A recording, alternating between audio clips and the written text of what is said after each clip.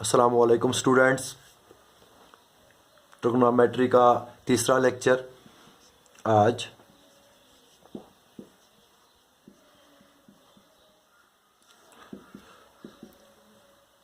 पिछले second lecture में मैंने आपको बताया था कि ट्रिग्नोमेट्रिक रेशियोज़ क्या होते हैं और उनकी मैंने डेफिनेशंस कंप्लीट की थी। ट्रिग्नोमेट्रिक रेशियोज़ जो भी है वो 6 रेशियोज़ मैंने डिफाइन किए थे, किस के बराबर होता है, किस किस के रेशियो के बराबर होता है। अब आज मुझे जो बताना है वो मुझे उसी का एक्सटेंशन बताना है, ट्रिग्नोमेट्रिक रेशियोज़ का ही एक्सटेंशन बताना है, वही कंटिन्यूड है।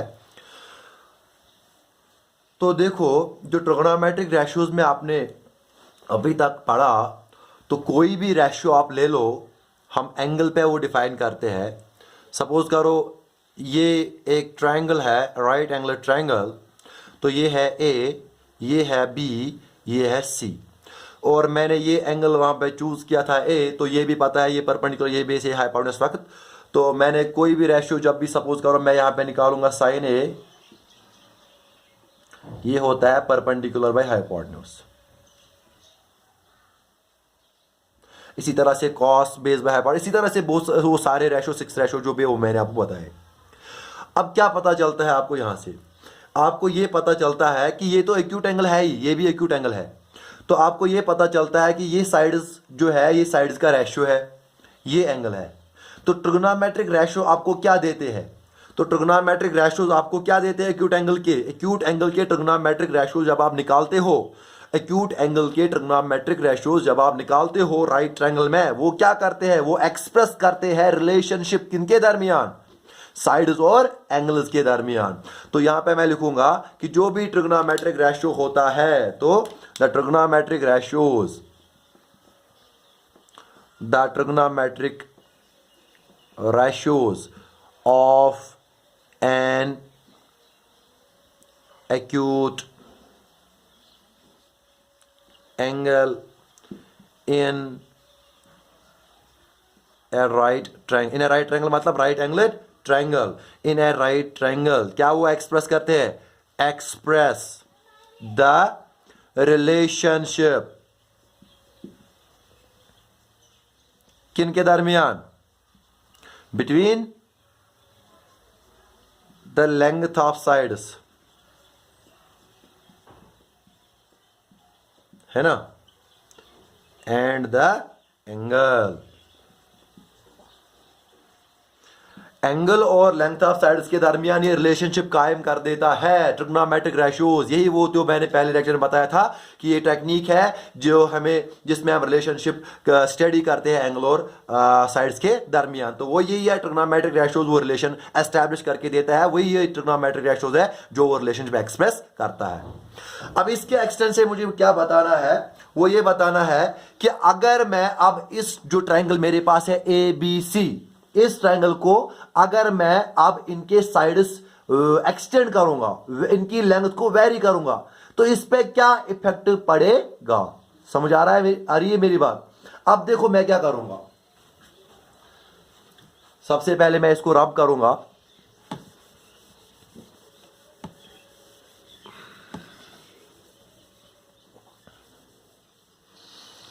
अब देखो क्या होगा, यहां पे मैंने एक ट्रायंगल लिया, इसका ए बी, ए नाम, इसका बी यहां पे, इसका यहां पे सी। तो ये एक्यूट एंगल हमने चूज किया था। अब सपोज करो मैंने इस ए सी जो हाइपोटेन्यूज है 90 के अपोजिट, इसको मैंने एक्सटेंड किया पी तक। शाबाश, एक्सटेंड किया।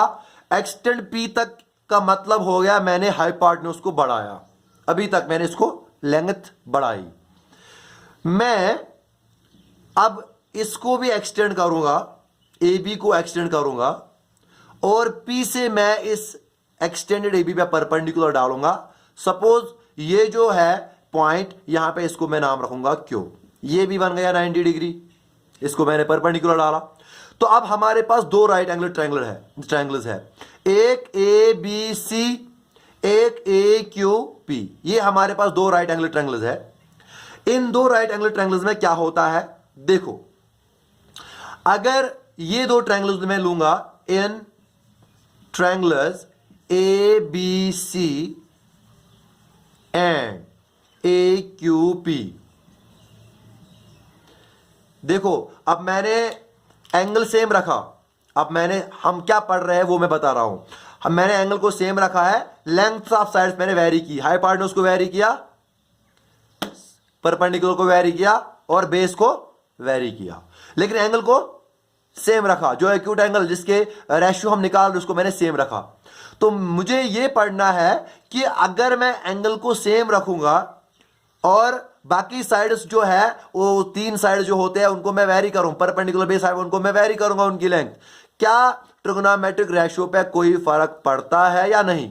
यानी does the change in length of the sides in a right angle triangle affect the trigonometric ratio if the angle remains same? वो हमें इफेक्ट पढ़ना है।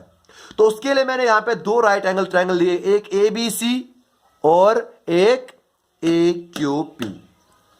अब इसमें मुझे थोड़ा सा सिमिलर ट्रायंगल्स का कंसेप्ट लगेगा, तो मैंने वो पढ़ा है ऑलरेडी, तो जिसने भी नहीं पढ़ा है उसके लिए मैं ये बता दूं। सिमिलर ट्रायंगल्स का मतलब वो होता है, अगर सपोज करो ये ट्रायंगल है और एक बड़ा ट्रायंगल है, ये दो सपोज, या दूसरा कोई ट्रायंगल वो सिमिलर है। सिमिलर का मतलब ये होता है इनके जो साइड्स, कॉरस्पॉन्डिंग साइड्स होंगे वो प्रोपोर्शनल होते हैं। प्रोपोर्शनल का मतलब कॉरस्पॉन्डिंग साइड्स का रेशियो इक्वल होगा और उनके सारे एंगल्स इक्वल होते हैं। समझ आया? तो यहां पे मैं यही दिखाऊंगा कि अगर मैं ये दो ट्रायंगल लूंगा, ये छोटा सा ट्रायंगल और बड़ा वाला ट्रायंगल, यहां पे एंगल ए जो है वो दोनों में कॉमन है, तो angle A is equal to angle A वो कॉमन है, और एंगल ए बी सी वो बराबर है एंगल ए क्यू पी, क्योंकि दोनों 90 है तो ईच 90 डिग्री। जब दो एंगल बराबर है तीसरा ऑटोमेटिकली बराबर होगा, हाँ, क्योंकि sum of interior angles of triangle is equal to 180। तो मुझे यहां पे मिला ट्रायंगल ए बी सी वो सिमिलर है ट्रायंगल ए क्यू पी, ये दो आपस में सिमिलर है, क्योंकि दो एंगल्स बराबर है, जब तीसरा भी खुद ही बराबर होगा तो वो ट्रायंगल्स आपस में सिमिलर होते हैं। अब सिमिलर का मतलब मैंने अभी बताया कि उनके जो कॉरस्पॉन्डिंग साइड्स होते हैं वो सेम प्रपोर्शन में होते हैं, वो प्रपोर्शनल होते हैं, उनका रेशियो सेम होता है। कॉरस्पॉन्डिंग साइड्स में आपको यहां पे सिंपल बताऊंगा जब आपको सिमिलर मिले। कॉरस्पॉन्डिंग का मतलब होता है परपेंडिकुलर का कॉरस्पॉन्डिंग परपेंडिकुलर, बेस का कॉरस्पॉन्डिंग बेस, हाइपोटेन्यूज का कॉरस्पॉन्डिंग हाइपोटेन्यूज। आया समझ? यानी उस तरीके से इनको डालना जो एंगल इनके सेम है वो एक ही मतलब डायरेक्शन में आए। ये एंगल सेम है, ये एक ही पोजीशन पे आए, ये एंगल ये सेम है, ये एक ही में डायरेक्शन में आए, ये सेम, ये एक ही डायरेक्शन में आ गए। आया समझ? यानी परपेंडिकुलर का परपेंडिकुलर, बेस का बेस, हाइपोटेन्यूज का हाइपोटेन्यूज, तब जाके इसके ऊपर फिट हो सकता है। वो छोटा बड़ा तो छोड़ो, कॉन्क्रीट नहीं मैं बोल रहा हूं, मैं बोल रहा हूं कि इसके ऊपर ही आ जाएगा। अब देखो क्या होगा, ए बी सी इसके सिमिलर है। अब इसके कॉरस्पॉन्डिंग साइड्स में बताऊंगा। ए बी का कॉरस्पॉन्डिंग साइड होगा ए क्यू, ए बी का कॉरस्पॉन्डिंग साइड होगा ए क्यू। जब आपने इनको ऑर्डर में लिखा ए बी सी और ए क्यू बी, तो ए बी का कॉरस्पॉन्डिंग साइड होगा ए क्यू। तो यहां पे मुझे क्या मिलेगा, A B upon A Q, A B upon A Q किसके बराबर? बी सी है दूसरा, इसका कॉरस्पॉन्डिंग है क्यू पी। बी सी का क्या है? Q P. शाबाश। अब इसके बाद हम मेरे पास है तीसरा, वो कौन सा है? ए सी। ए सी का कॉरस्पॉन्डिंग क्या है? A P. तो ए सी का कॉरस्पॉन्डिंग है ए पी। तो ये मेरे पास इनके साइड्स का रेशियो बना, यानी ये साइड्स प्रोपोर्शनल है। कि कैसे? क्योंकि ये जो ट्रायंगल्स है ये सिमिलर है। अब देखो इनसे मैं क्या निकालूंगा वो मैं आपको यहां पे बताऊंगा। अब मैंने क्या किया, ये जो ट्रायंगल्स ऑलरेडी यहां पे इनकी साइड सिमिलर है वो मैं इधर लिखूंगा, ये ratio A B by A Q, ये तीन है, मैं आप पहले दो लूंगा, मैं लूंगा A B by A Q और A C by A P. यही से मैंने ये दो पहले लिए, फिर ये दो लूंगा, फिर ये दो पहले लूंगा, फिर ये दो लूंगा, उनसे मुझे कुछ मिलेगा। अब देखो क्या, देखो अब A B by A Q बराबर A C by A P. इसको मैं इस तरह भी लिख सकता हूं, A B by A C is equal to A Q by A over, है ना। क्यों? क्योंकि आपने तो पढ़ा होगा अगर कोई फ्रैक्शन है 1/2, ये किसके बराबर है 4/8, ये भी निकलेगा 1/2।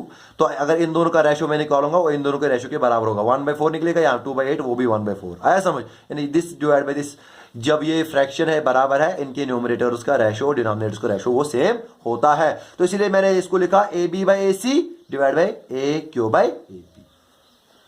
अब देखो ए बी मैंने एंगल ऑलरेडी ये वाला चूज किया है। ए बी क्या है? ये बेस है।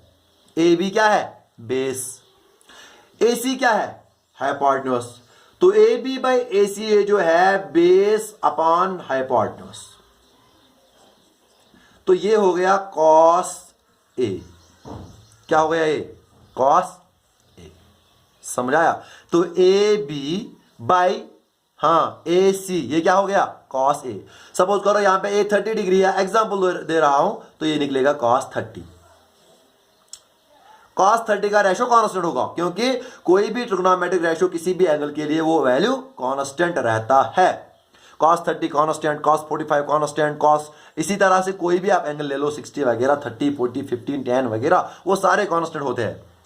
कांस्टेंट का मतलब ये नहीं कि एक ही वैल्यू, अलग अलग। हाँ, अब देखो A Q by A P, A Q by A Q, देखो ए क्यू बड़े ट्रायंगल की बेस है, ए पी इस बड़े वाले राइट ट्रायंगल की हाइपोटेन्यूज, तो ये भी निकलेगा यहां पे कॉस ए। तो अगर ए यहां पे 30 था, ये भी निकलेगा कॉस 30। तो इसका मतलब ये हुआ आपने लेंथ ऑफ साइड्स को वेरी किया। लेंथ ऑफ साइड्स को वेरी करने से ट्रिग्नोमेट्रिक रेशियो पे कोई फर्क नहीं पड़ा। लेकिन कब? जब एंगल आप सेम रहोगे। अगर आपने एंगल को, एक्यूट एंगल जो है, अगर आपने उस एक्यूट एंगल को सेम रखा, तो आप अगर लेंथ ऑफ द साइड्स को वेरी करोगे भी, तो ट्रिग्नोमेट्रिक रेशियो पे कोई फर्क नहीं पड़ेगा। सिर्फ एक पे नहीं, सारे, चाहे वो साइन ले लो, कॉस ले लो, टेन ले लो। अब मैं यहां पे दूंगा ना एग्जांपल साइन वाली, देखो अब मैं इन दो को लूंगा, B C by Q P is equal to A C by A P. अब मुझे देखो यहां पे क्या हो रहा है, अब इसको मैं इस तरह भी लिख सकता हूं, B C by A C is equal to Q P by A P, है ना। अब देखो ये जो BC बाई AC है, BC है परपेंडिकुलर बाई हाइपोटेन्यूज, तो ये हो गया साइन ए। ये भी क्या है? QP परपेंडिकुलर, ये भी हाइपोटेन्यूज, ये भी हो गया साइन ए। तो क्या मतलब, आप ये वाला ले लो और ये हाइपोटेन्यूज, ये वाला ले लो और ये हाइपोटेन्यूज, क्या ट्रिग्नोमेट्रिक रेशियो पे कोई फर्क पड़ा ना? अगर एंगल 30 है तो ये साइन 30, ये भी, तो ट्रिग्नोमेट्रिक रेशियो पे कोई फर्क नहीं पड़ता है। कब? जब आप एंगल सेम रखोगे, एक्यूट एंगल आपने सेम रखा, और length of sides perpendicular base और हाइपोटेन्यूज को आपने वेरी किया भी, उस वेरी करने से ट्रिग्नोमेट्रिक रेशियो पे कोई फर्क नहीं पड़ता है। तो वही मैं यहां पे लिखूंगा, ये पॉइंट मुझे, तो इसका मतलब मैंने आपको बोला था क्या कोई फर्क पड़ता है एंगल सेम रखने से?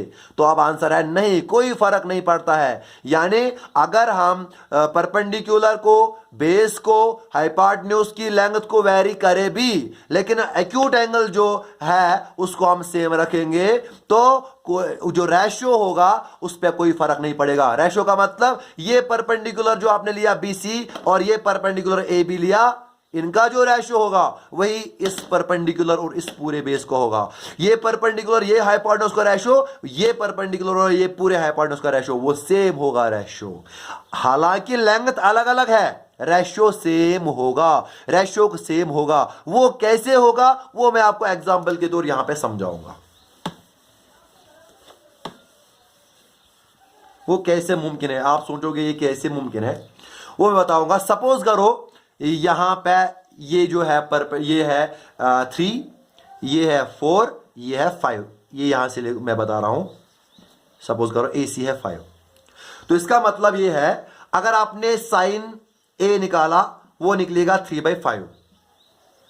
तो आप बड़े वाले में निकालोगे साइन ए, ओ ये मैं बड़े वाले ट्रायंगल की बात कर रहा हूं, वो निकलेगा P Q by A P.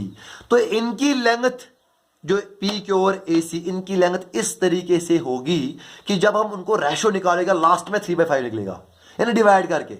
देखो तो ये ऐसे हो सकता है, या तो ये हो सकता है, सपोज करो अगर मैं इसको ले लूंगा 6, इस वाले को लूंगा 10, तो 6 डिवाइड बाई 10 आप निकालो, 2 3 2 5 तो ये हो सकता है ये 6, ये हो सकता है 10, क्योंकि उनका रेशो निकला 3/5, तब जाके रेशो सेम रहेगा। समझ आया? तो ये होगा 6, ये होगा 10। या ये हो सकता है, या इसको मैं इस तरह लिखूंगा 9 डिवाइड बाई 15, वो निकालो रेशो, वो भी 3/5 निकलेगा। अब ले लो 12 डिवाइड बाई 20, वो भी निकलेगा क्या? 3/5। अब देखो ये कैसे निकला, एक इसको समझो, एक इसको समझो, और एक इसको समझो। देखो ये किस तरह से बना, या ये हो सकता है, या ये हो सकता है, या और भी बता सकते हैं, को क्या क्या हो सकता है वो मैं बताऊंगा। देखो 6/10 कैसे हासिल हुआ, देखो 3/5 था, इसको मैंने ऊपर भी मल्टीप्लाई दिया 2, नीचे भी 2, 3 2 6, 5 2 10। समझ आया? 3/5 को ऊपर भी दे दो 3 मल्टीप्लाई, नीचे भी 3 3 9, 3 5 15, तो निकला ये। इसी तरह से आप 3/5 को 4 से मल्टीप्लाई दे दो, ऊपर भी नीचे भी, 12 20। अब 5/5 दे दो, 6 से दे दो, 7 से दे दो, 8 से, 9 से, 10 से, कोई भी नेचुरल नंबर से, कोई भी नेचुरल नंबर से दे दो, कोई भी नेचुरल नंबर है, किसी भी नेचुरल नंबर या किसी भी आपको जो पॉजिटिव इंटीजर है, पॉजिटिव नंबर है, उससे आप इससे मल्टीप्लाई दे दो। रेशियो नेगेटिव से भी दे दो, रेशियो तो सेम ही रहेगा, लेकिन लेंथ जो है वो नेगेटिव नहीं होगी, लेंथ नेगेटिव नहीं होती है, इसलिए मैं बोल रहा हूँ पॉजिटिव की। तो इसलिए आप इनमें कोई भी नेचुरल नंबर, कोई भी पॉजिटिव नंबर, इसे मल्टीपल दे दो, ऊपर और नीचे, रेशो हमेशा, लेकिन जो आपने ऊपर दिया वो नीचे भी देना है, तब जाके रेशो सेम रहेगा। तो इसका मतलब ये आपस में इस तरीके से परपेंडिकुलर और बेस एडजस्ट करते हैं, रेशो सेम रहता है। तो इसका मतलब अगर सिंपलेस्ट रेशो 3/5 है, तो जो साइड होगा, चाहे ये वाला है, चाहे ये वाला जो तीसरा मैं बनाऊंगा यहां पे, जो ये साइड होगा, ये परपेंडिकुलर, ये परपेंडिकुलर, तो ये परपेंडिकुलर, ये परपेंडिकुलर, ये परपेंडिकुलर, ये परपेंडिकुलर, ये जो सारे परपेंडिकुलर्स है, इस सिंपलेस्ट वाला जो यहां पे है परपेंडिकुलर, इनके मल्टीपल्स होंगे, यानी 3 2 6, 3 3 9, 3 4 12, 3 5 15, ये हो सकता है। क्लियर? फिर से बोलूं, यानी जो भी परपेंडिकुलर यहां पे आपने बनाए, ये हो सकता है कि ये 3 है, ये इसका मल्टीपल है, 3 2 6, 3 3 9, 3 4 12, 3 5 15, ये इस तरह से परपेंडिकुलर हो सकते हैं। इससे छोटे भी हो सकते हैं, कि वो डिपेंड करता है कि आपने कौन सा नंबर मल्टीप्लाई दिया। सपोज आपने 3 को 0.5 से मल्टीप्लाई दिया, तो वो इससे छोटा जाएगा। आपने 3 को दिया मल्टीप्लाई 1.5 से, वो इसके बीच में रहेगा। अब सिंपल सी बात, मैं सिंपल नंबर्स की बात कर रहा हूं। तो इसी तरीके से मैं, अगर ये बेस जो 4 है, तो ये हो सकता है 8, 4 2 हाँ, इन्हीं का मल्टीप्लाई, 4 3 12, आया समझ? इसी तरीके से हाइपोटेन्यूज 5 1 5 2 5 3, तो इस तरीके से ये परपेंडिकुलर हो, बेस हो, हाइपोटेन्यूज से ये हो सकता है। तो अब आपको ये पता चला कि कोई फर्क नहीं पड़ता है ट्रिग्नोमेट्रिक रेशियो पे, अगर हम length of the sides very भी करें। तो इसको मैं स्टेटमेंट में इस तरह से लिखता हूं, the values of the trigonometric ratios of an angle do not very, वो चेंज नहीं होते हैं with the lengths of the sides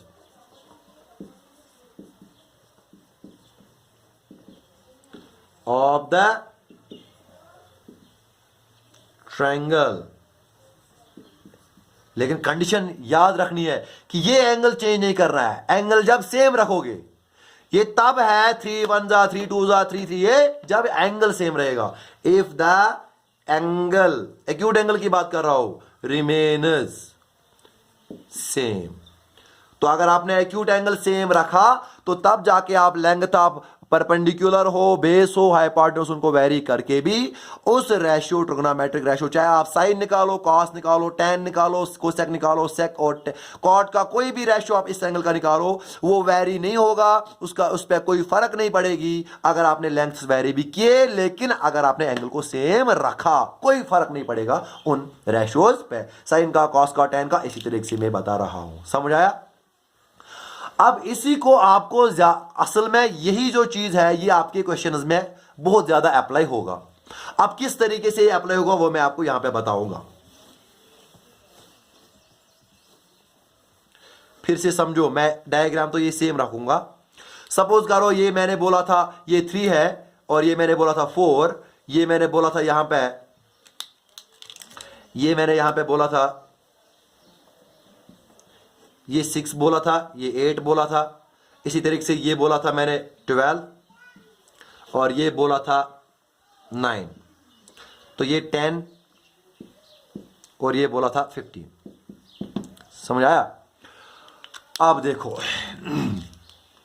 suppose करो क्वेश्चन में आपको दिया है sine A is equal to 3 divide by 4, ये दिया है sine A is equal to 3 by 4। तो क्या इसका मतलब यह हुआ कि परपेंडिकुलर 3 और बेस 4? साइन ए दिया है, साइन ए का रेशियो आपने लिया, तो आपने 3/4, क्या इसका मतलब परपेंडिकुलर 3 ये बेस 4 है? क्या हमेशा इसका मतलब ये होगा? ये हमेशा नहीं मतलब होगा। क्यों? क्योंकि 6/8 भी वही रेशियो है, 9/12 भी वही रेशियो है। तो ये ट्रायंगल भी हो सकता है, ये ट्रायंगल भी हो सकता है, ये ट्रायंगल भी हो सकता है, इससे बड़ा भी, इससे छोटा भी, कोई भी ट्रायंगल इसी एंगल के, जो ये एंगल है सेम रखेंगे, इसी एंगल पे कोई भी ट्रायंगल हम बना सकते हैं, वो हो सकता है, उनका रेशियो हो सकता है। लेकिन ये दिया है यहां पे सिंपलेस्ट रेशियो, तो अब हमें पता नहीं है कौन सा है, अब हमें पता नहीं है कौन सा है। अब मैं क्या करूंगा, मुझे अब निकालना है इसमें बाकी सारे रेशियोज, तो मैं क्या निकालूंगा? देखो, ना मुझे परपेंडिकुलर पता है, ना मुझे हाइपोटेन्यूज है, ये दूसरा साइड है, मुझे पता नहीं है। सबसे पहले मैं कोशिश करूंगा इन साइड्स को पता करने की, उसके बाद तीसरे साइड को पता करने की, क्योंकि जब मुझे 3 साइड पता होंगे उनका रेशियो निकाल के मैं सारे फिर रेशियो निकाल सकता हूं, है ना? तो इसीलिए मैं यहां पे बताऊंगा। तो ये जो परपेंडिकुलर होगा, अभी मैंने बताया ये परपेंडिकुलर हो सकता है, ये मल्टीपल्स ऑफ द परपेंडिकुलर होगा। जो मल्टीपल, मगर आपने यहां पे परपेंडिकुलर दिया 3 1 3 2 3 3, यहां पे 3 1 सॉरी 4 1 आर 4 2 आर 4 3 आर, तो यहां पे आपने इस पे 2 मल्टीप्लाई दिया, इस पे भी 2, इस पे 3, इस पे 3, यानी जो आप परपेंडिकुलर को मल्टीप्लाई दे रहे हो वही बेस को, जो आप, आई एम सॉरी यहां पे मैं 5 लिखना था, हाइपोटेन्यूज है, हाइपोटेन्यूज है ना AC, साइन ए 3/5। तो इसी तरीके से मैं बता रहा हूं, ये 5 है, ये 10 है, ये 15 है बड़ा वाला। तो ये मैंने यहां पे बताया, जो आपने परपेंडिकुलर को मल्टीप्लाई दिया वही आपने इस साइड को मल्टीप्लाई दिया, वही आपने उस साइड को मल्टीप्लाई दिया, यानी 3 को मल्टीप्लाई दिया 2 से बन गया 6। इसी ट्रायंगल में आपने इसको मल्टीप्लाई दिया 2 से बन गया 8, और हाइपोटेन्यूज को मल्टीप्लाई दिया 2 से तो बन गया 10। यानी सेम नंबर तीनों साइड को मल्टीप्लाई लगेगा। अगर वो 0.1 लगेगा मल्टीप्लाई, तीनों को 0.1 मल्टीप्लाई लगेगा। अगर वो 3 लगेगा मल्टीप्लाई, तो वो तीनों को 3 मल्टीप्लाई होगा, साइड्स को 4 मल्टीप्लाई होगा, तीनों को मल्टीप्लाई होगा, है ना? तो इसका मतलब अगर ये सिंपलेस्ट रेशियो है, असल में जो असली साइड होगा वो इसी का मल्टीपल होगा, वो इसी का मल्टीपल होगा, लेकिन जो इसको मल्टीपल लगेगा वही इसको मल्टीपल लगेगा। तो सपोज करो लेट वो मल्टीपल मैं रखूंगा के, क्या रखूंगा? वो नंबर जो इसको मल्टीप्लाई लगता है वो क्या रखूंगा मैं? के। तो इसलिए तो जो मैं परपेंडिकुलर रखूंगा आप, तो जो परपेंडिकुलर होगा, क्योंकि परपेंडिकुलर बाय हाइपोटेन्यूज, तो जो असल में जो परपेंडिकुलर होगा वो 3k होगा, और जो हाइपोटेन्यूज होगा वो होगा 5k। आया समझ आप? तो परपेंडिकुलर क्या होगा? 3k, हाइपोटेन्यूज क्या होगा? 5k। के।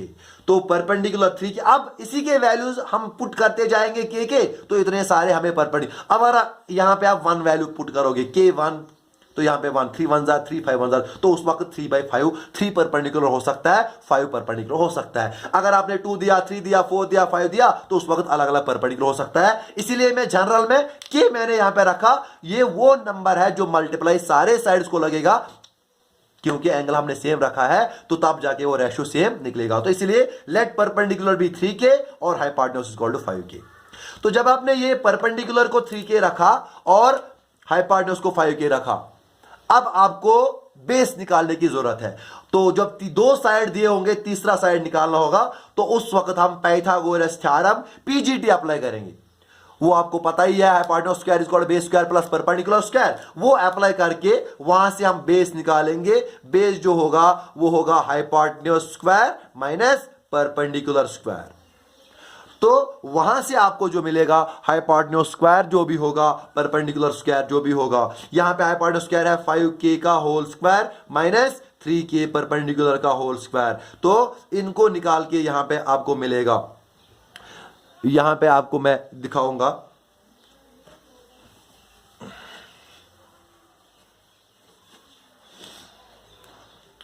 परपेंडिकुलर क्या था 3k, हाइपोटेन्यूज क्या था 5k। अब देखो यहां पे जो बेस निकला वो निकला ये 25k square minus 9k square. 25k square में से 9 निकालो, कितना हुआ 16k स्क्वायर। तो वो निकला 16 का स्क्वायर, ये 4k का होल स्क्वायर, स्क्वायर और स्क्वायर रूट कैंसल, तो 4k निकलेगी बेस। तो बेस निकला 4k। अब देखो इसको भी k मल्टीप्लाई, इसको भी k मल्टीप्लाई, इसको भी k मल्टीप्लाई, 3 5k, तो 3k 5k 4k ही आपके साइड्स निकले अभी। अब इनका रेशियो निकालो, फिर से k कैंसिल होगा और रेशियो वही निकलेगा, सिंपलेस्ट रेशियो। तो अब अगर आपको साइन a निकालना है 3k बाई 5k, वो तो दिया ही था।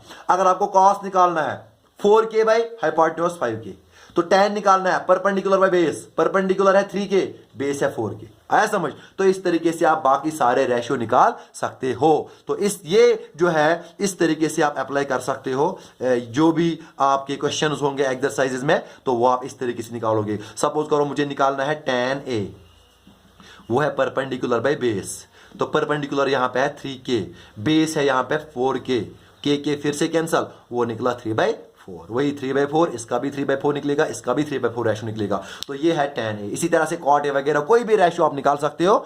तो वो एक्सरसाइज में आपको निकालना है। अब मसला है एक्सरसाइज का। अब मैं एक्सरसाइज अगर कराने बैठूंगा तो वो बहुत ज्यादा टाइम कंज्यूमिंग होगा एक एक क्वेश्चन करके। तो अब आपको ये सारी चीजें जो मैंने अभी तक बताई, ये आप पहली एक्सरसाइज में अप्लाई करो। अभी तक जो मैंने बताया है, पहले 3 लेक्चर जो मैंने लिए, मैंने 3 लेक्चर दिए अभी तक, तो ये 3 लेक्चर्स आप अप्लाई करो पहली एक्सरसाइज में। तो फिर जो जो क्वेश्चन आपको आता है वो क्वेश्चन आप करो। जो आपको क्वेश्चन नहीं आता है तो आप मुझे टेक्स्ट कर सकते हो, तो या आप जो कमेंट करके इस वीडियो के नीचे कमेंट करो। अपना व्हाट्सएप नंबर जो है आपका, वो आप कमेंट करो नीचे, मैं आपको व्हाट्सएप ग्रुप में ऐड करता हूं। और उसके बाद जो भी क्वेश्चन आपको होगा इसमें एक्सरसाइज में, वो मैं आपको वहां पे सॉल्यूशन करके वहां पे समझाऊंगा। क्योंकि यहां पे एक एक क्वेश्चन करने का कोई फन मतलब नहीं होगा, क्योंकि ये बहुत ज़्यादा टाइम लेगा, फिर ये मतलब कंप्लीट भी नहीं होगा। तो इसीलिए मैं लेक्चर्स कंटिन्यू रखूंगा। तो आपको एक्सरसाइज फोकस करनी है। फिर जो जो क्वेश्चन आपको नहीं आता है वो आप मुझे मैं फिर से बता रहा हूं, कमेंट सेक्शन में आप कर सकते हो अपना व्हाट्सएप नंबर, और मैं आपको ग्रुप में ऐड कर सकता हूं। तो या आप कमेंट में मेरा व्हाट्सएप नंबर मांग सकते हो, वहां पे आप मुझे ये क्वेश्चंस बताओ कि कौन सा क्वेश्चन नहीं आया, तो वो मैं आपको फिर सॉल्यूशन करके देता हूं। तो और लास्ट में आप वीडियो को लाइक करो और सब्सक्राइब चैनल को करो, और ये ज़्यादा से ज़्यादा शेयर करो। Thank you.